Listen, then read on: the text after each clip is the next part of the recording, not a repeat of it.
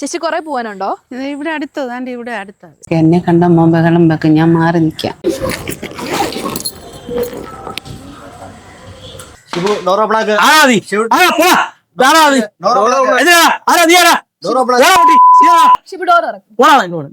ഞാൻ doctor Shibi door എന്തിനാ എന്നെ പിടിച്ചോണ്ടോ? ഞാൻ ബ്ലഡ് ടെസ്റ്റ് എടുക്കാൻ അല്ലല്ല ആരും വിട്ടതല്ല.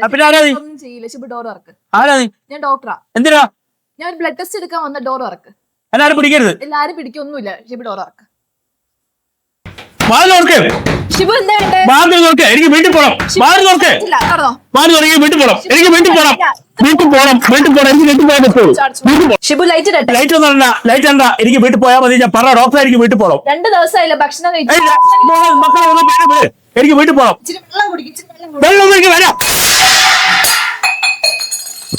ഷിബു ലൈറ്റ് ഇടട്ടെ? ലൈറ്റ് വേണ്ട ഡോക്ടറെ, ലൈറ്റ് വേണ്ട. എനിക്ക് ലൈറ്റ് മതി. വെള്ളം വേണം ഡോക്ടറെ. എനിക്ക് ഭാര്യ അമ്മയും കാണണം. ഭക്ഷണം തരുമോ? വിശക്ക ഡോക്ടറെ എനിക്ക് വിശക്കുന്നു ഡോക്ടർ. ആ സാർ. പിന്നെ എന്താ സാർ? ലൈറ്റ് ഇടാ സാർ. ഞാൻ ലൈറ്റ് ഇട്ടിരുന്നത്. ഒന്നുമില്ല സാർ. വീട്ടിൽ പോകാൻ പറ്റുമോ സാർ? എടുക്കാനായി സാർ. കുഴപ്പമില്ല. കൈ വേറെ ഒന്നുമില്ല സാർ. ഞാൻ പിടിക്കും. കുഴപ്പമൊന്നുമില്ല. സാർ വീട്ടിൽ പോകാൻ പറ്റുമോ സാർ? നമ്മൾ പ്ലാൻ ചെയ്യുന്നത്.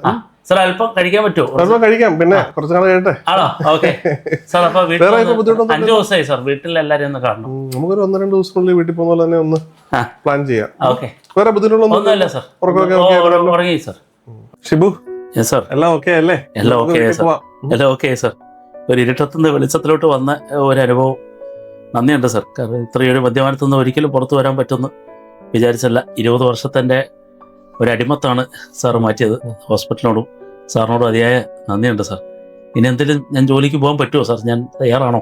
തീർച്ചയായിട്ടും ഷിബു പഴയ പോലെ എല്ലാ കാര്യങ്ങളും ചെയ്ത് തുടങ്ങണം.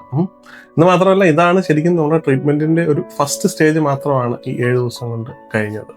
ഇനി അങ്ങോട്ട് നമുക്ക് ഒരുപാട് കാര്യങ്ങൾ ചെയ്യാനുണ്ട്. ഷിബു കുറച്ച് ദിവസങ്ങൾക്ക് ശേഷം നമുക്കിവിടെ തിരിച്ചൊന്ന് വന്ന് കാണേണ്ട ആവശ്യമുണ്ട്. കുറച്ച് നാള് മരുന്നുകളും എടുക്കേണ്ടതായിട്ട് തന്നെ വരും. എടുക്കാം സാർ. അത് കഴിഞ്ഞ് നമുക്ക് പതുക്കെ മരുന്നൊക്കെ ഒന്ന് കുറച്ച് കൊണ്ടുവന്ന് ഷിബുവിനെ ഫുള്ളി നോർമലാക്കി തന്നെ നമുക്ക് സൊസൈറ്റിയിലേക്ക് തിരിച്ചു പോകാൻ സാധിക്കും. സാറേ, കുറച്ച് കാര്യങ്ങൾ ഈ കൂട്ടുകെട്ടൊക്കെ ഞാൻ ഒഴിവാക്കാൻ തീരുമാനിച്ച്. ഈ മദ്യപാനത്തിലേക്ക് വരുന്ന കുറെ കൂട്ടുകെട്ടുകളുണ്ട്.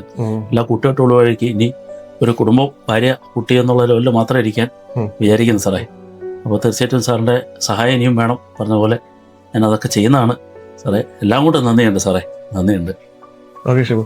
Thank you.